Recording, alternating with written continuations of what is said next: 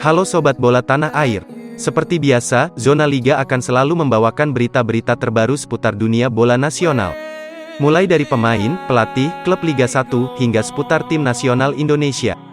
Namun sebelum itu, jangan lupa like, subscribe dan klik tanda lonceng agar kamu tidak ketinggalan berita bola Indonesia terbaru setiap hari.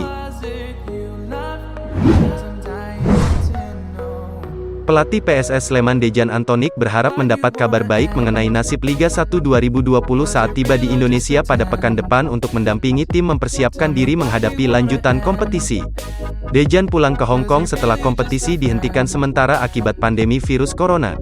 PSSI dan PT Liga Indonesia baru kemudian menyebutkan Liga 1 dilanjutkan pada Oktober.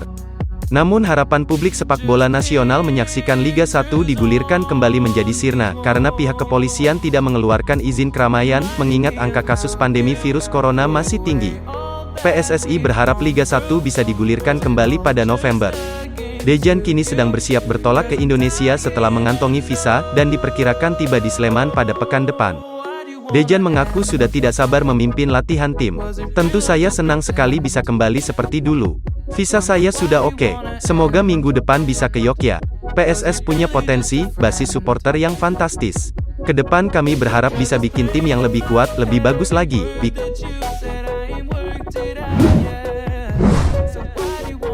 Persebaya Surabaya sudah 2 pekan menjalani latihan tertutup. Persebaya menegaskan bahwa pihaknya tak mau kecolongan lagi setelah 2 pemain dilaporkan positif COVID-19. Latihan tertutup yang dilakukan manajemen tim Persebaya tak cuma diperuntukkan bagi penonton, tapi juga media peliput. Ini dilakukan guna meminimalisasi kemungkinan tersebarnya virus corona. Pengetatan juga dilakukan di mes para pemain Persebaya. Seluruh pemain diwajibkan menaati prosedur kesehatan, bahkan sistem distribusi makanan ikut mengalami perubahan, di mana pemain tak lagi ke kantin, tapi makanannya yang diantar. Ini menunjukkan keseriusan manajemen klub untuk mencegah pemain dan staf dari bahaya virus corona. Persebaya tak mau menunggu arahan dari operator liga terkait protokol kesehatan. Diakui, ini adalah inisiatif sendiri hingga muncul imbauan dari pihak berwenang. Di tempat lain, Coach Aji Santoso juga mewajibkan para pemainnya untuk lebih disiplin. Ia tidak main-main mengenai hal ini, sebab mantan bek timnas Indonesia era 1990-an ini tak mau lagi ada anak asuhnya terpapar COVID-19. Memang kita harus melaksanakan protokol kesehatan dengan ketat, apalagi kita tahu pemain kita sempat terkena COVID-19, makanya kita lebih ketat supaya tidak ke yang lain.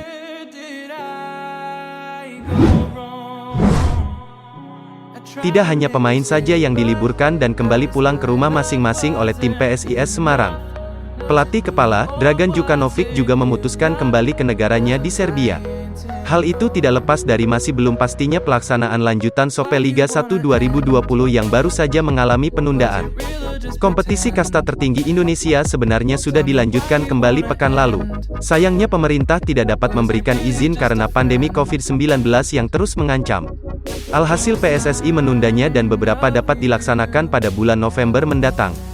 Dragan Djukanovic pun memutuskan pulang kampung di Serbia lantaran keluarganya di sana, meski dirinya berasal dari Montenegro. Dragan tidak sendirian, namun ikut ditemani oleh asisten Žarko Ćurčić yang sama-sama berasal dari negara kawasan Balkan itu. Benar bahwa saya pulang dulu ke rumah di Serbia.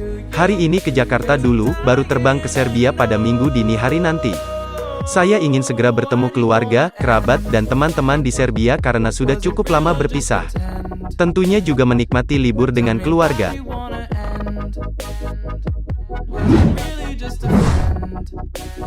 Dua bek Persebaya Surabaya, Abu Rizal dan Arif Satria, menjadi korban terlalu bersemangatnya latihan mereka akibat cedera otot. Namun, Aji Santoso menanggapinya dengan santai. Pelatih Persebaya itu tak terlalu risau karena Sope Liga 1 2020 juga tak jelas kelanjutannya. Menurutnya, hal itu membuat ia tak perlu mencemaskan soal komposisi lini belakang. Tidak ada, kita tetap normal saja persiapannya. Pemain-pemain belakang memang ada 1-2 pemain yang cedera, tapi menurut saya cederanya tidak parah dan kompetisinya masih belum jelas, tidak ada masalah. Persebaya tinggal menyisakan 2 bek tengah saja, yakni Hansa Muyama dan Zoubairo Garba, sedangkan Muhammad Saifuddin sedang dalam pemulihan cedera. 1 bek muda lagi, Rizky Ridho, masih disibukkan dengan pemusatan latihan bersama timnas Indonesia U19. Setelah menjalani 2 pekan latihan rutin, Persebaya meliburkan sesi latihan mulai Sabtu kemarin. Aji Santoso mengatakan, anak asuhnya butuh waktu istirahat untuk sekadar menghilangkan kejenuhan. Biasanya Sabtu pagi masih latihan, kita liburkan karena untuk menjaga gairahnya pemainnya. Saya harus pandai-pandai mengatur ritme latihan.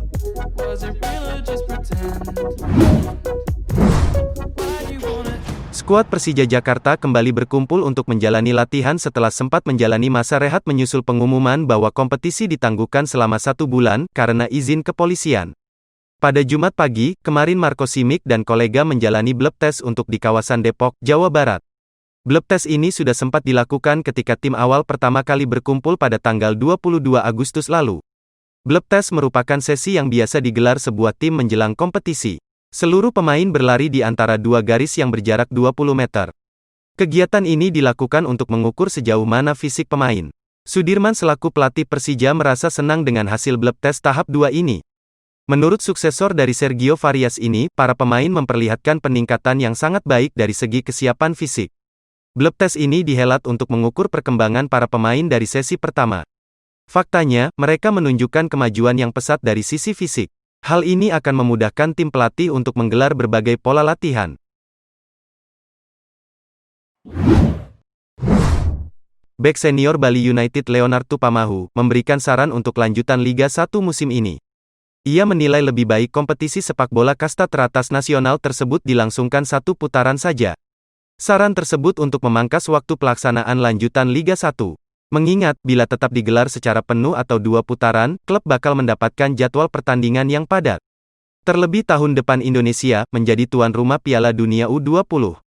Butuh keseriusan dan persiapan matang untuk menggelar hajatan sepak bola paling bergengsi di kelompok umur tersebut. Sangat disayangkan memang situasi pada tahun ini. Hal ini berdampak pada kompetisi yang padat ketika dilaksanakan nanti. Saya melihat mungkin bisa menjadi pilihan jika kompetisi bisa dijalankan 1 putaran. Terpenting adalah juga seluruh tim tetap memperhatikan protokol kesehatan dan bisa menjaga kesehatan tim. Semula lanjutan Liga 1 digulirkan pada tanggal 1 Oktober tahun 2020. Akan tetapi, PSSI menundanya karena tidak keluar izin keramaian dari Kepolisian Republik Indonesia, akibat masih tinggi kasus virus corona di tanah air. Saat ini PSSI sedang berupaya lanjutan Liga 1 bisa dilaksanakan pada bulan depan. Upaya tersebut belum tentu dapat realisasi karena tergantung dengan kondisi penyebaran virus corona. Saya masih berharap agar kompetisi Liga 1 bisa dilaksanakan. Selain hiburan untuk pecinta sepak bola Indonesia, sepak bola bisa membangkitkan gairah masyarakat. Apalagi Indonesia sebagai tuan rumah Piala Dunia U20 tahun depan. That you said I ain't worth